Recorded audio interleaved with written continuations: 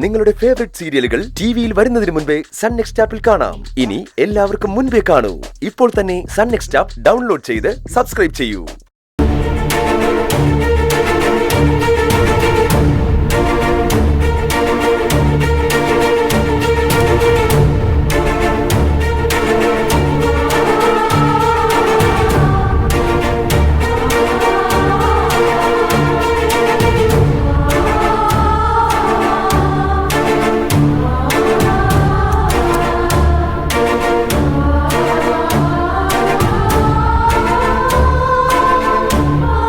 Sister,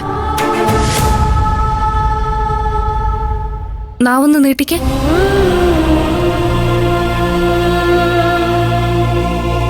കൈക്കും കാലിനൊക്കെ വേദന തോന്നുന്നുണ്ടോ? ഉണ്ട് ഡോക്ടർ.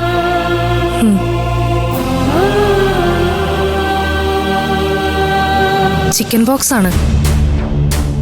ഇതിപ്പോ ഈ ചൂടുകാലത്ത് കോമണാ. വേറെ കുഴപ്പമൊന്നുമില്ല ഡോക്ടർ. ശരിയായ രീതിയിൽ പരിചരിച്ചില്ലെങ്കിൽ ചിക്കൻ ബോക്സ് കുഴപ്പം പിടിച്ച കാര്യം തന്നെയാ. നല്ല രീതിയിൽ നോക്കിയാൽ ഒരു സാധാരണ അസുഖം പോലെ മാറ്റിയെടുക്കാനും പറ്റും.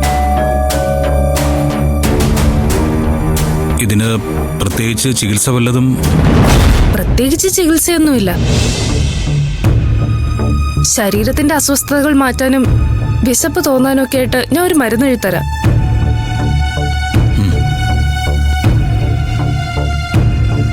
ഡോക്ടർ, പറയുമ്പോൾ വേറൊന്നും തോന്നരുത്. സാധാരണ ചിക്കൻ ബോക്സ് വന്ന പാരമ്പര്യമായിട്ട് നോക്കുന്ന ഒരു രീതിയുണ്ട്. അതായിരിക്കും നല്ലതെന്നാണ് എനിക്ക് തോന്നുന്നത്. പാരമ്പര്യ ചികിത്സകളോട് എനിക്ക് വിരോധമൊന്നുമില്ല. എന്ന് കരുതി ചിക്കൻ ബോക്സ് ദൈവത്തിന്റെ ഇടപെടൽ കൊണ്ട് വരുന്നതാണെന്നുള്ള അന്ധവിശ്വാസവും ഇല്ല. ആര്യവേപ്പിലയും മഞ്ഞളും ഒക്കെ അധികമായി യൂസ് ചെയ്തുകൊണ്ടുള്ള ചികിത്സാ രീതിയല്ലേ നിങ്ങൾ ഉദ്ദേശിക്കുന്നത്? അതെ അതെ ഡോക്ടർ, അത് നല്ല ചികിത്സാ രീതിയാ. ആ കൂട്ടത്തിൽ മരുന്ന് കഴിക്കുന്നത് കൊണ്ട് ബുദ്ധിമുട്ടൊന്നുമില്ല. എന്നാ ഡോക്ടർ മരുന്ന് കുറിച്ചോളൂ. വേണ്ട സർ, ഇത് സാറ് പറഞ്ഞ പോലെ തന്നെ നോക്കാം. ഓക്കെ, ഞാൻ എന്തായാലും മരുന്ന് കുറിച്ച് തരാം.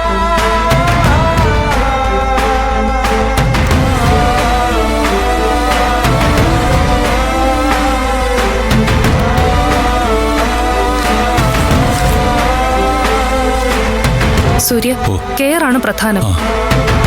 ഈ കണ്ടീഷനിൽ നിന്ന് കുറച്ചുകൂടെ പ്രശ്നങ്ങൾ ഉണ്ടാവും. വേദനയും ചൊറിച്ചിലും ഒക്കെ.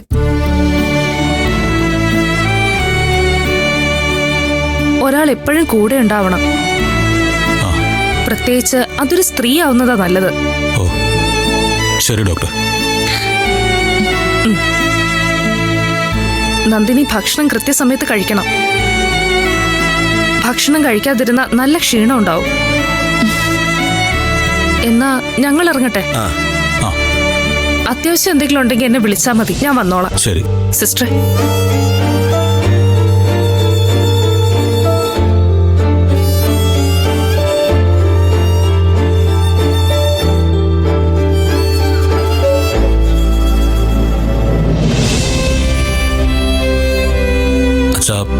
ഈ പരമ്പരാഗത രീതി എന്നൊക്കെ പറയുന്നത് നോക്കേണ്ട വല്ല കാര്യമുണ്ടോ?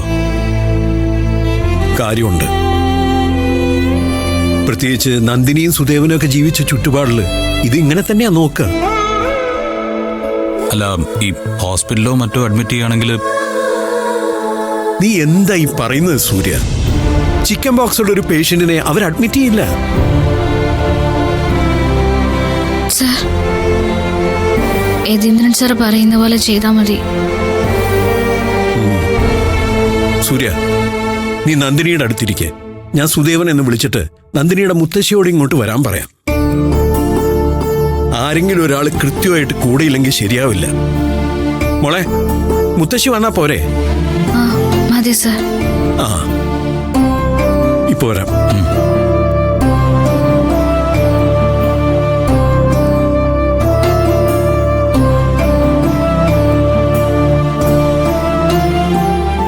നന്ദിനി, അസുഖം വന്നാൽ ഡോക്ടറെ കാണിക്കാന്നല്ലാതെ മറ്റു മാർഗങ്ങളൊന്നും എനിക്കറിയില്ല. ഞാനിതിന് ഓക്കെ ആണല്ലോ അല്ലേ? അതെ സർ. ഈ അസുഖം വന്നാല് ഇങ്ങനെയൊക്കെ തന്നെ നോക്കേണ്ടത്. എനിക്ക് എവിടെ ആയിപ്പോയതിലെ വിഷമമുള്ളൂ. ആ, അത് വിട്ടുകള. മുത്തശ്ശി വന്നാൽ തനിക്ക് സമാധാനമാവുമല്ലോ.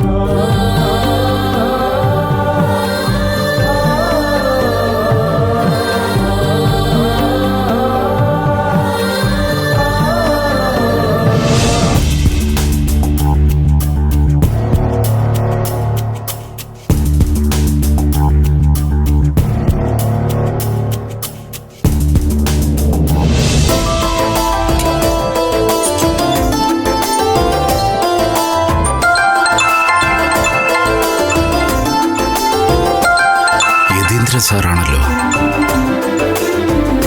Hello sir.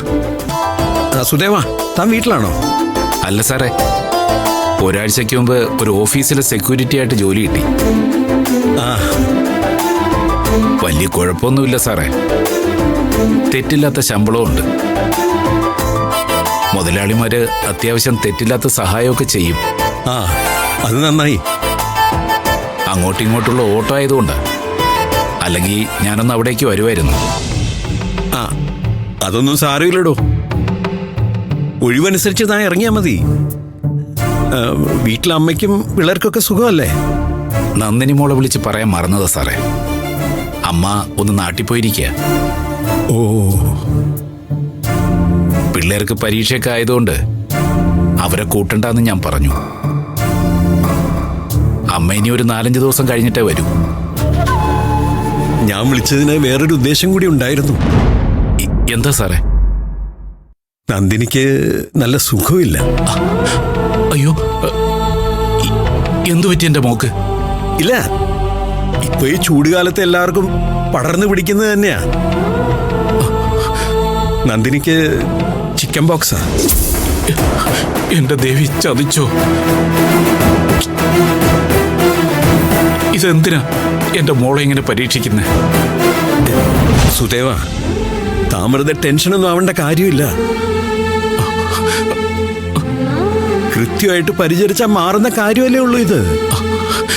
സാറേ, ചിക്കൻ പോക്സ് അങ്ങനെ ചെറിയ അസുഖമൊന്നും അല്ല. എന്റെ ജീവിതത്തിലെ അനുഭവങ്ങൾ വെച്ച് നോക്കുമ്പോ. താനേ വെറുതെ പറഞ്ഞു പെരുപ്പിക്കല്ലേ. നന്ദിനിക്ക് ആവശ്യമുള്ള എല്ലാ സൗകര്യങ്ങളും ഇവിടെ ചെയ്തിട്ടുണ്ട്. ഡോക്ടർ ഇപ്പൊ വന്ന് പരിശോധിച്ച് പോയതേ ഉള്ളൂ. അയ്യോ സാറേ, ഡോക്ടറെ ഒന്നും വരുത്തേണ്ട കാര്യമില്ലല്ലോ. ഇത് അല്ലാതെ നോക്കേണ്ട കാര്യമില്ലേ? ഞാൻ ഡോക്ടറോട് അക്കാര്യം പറഞ്ഞു. പാരമ്പര്യമായിട്ട് ഈ രോഗം വന്നാൽ എങ്ങനെയാണോ നോക്കുന്നത് അതുപോലെ നമ്മൾ നോക്കുന്നുള്ളൂ. കേട്ടിട്ട് എനിക്ക് നിൽപ്പുറയ്ക്കുന്നില്ല സാറേ.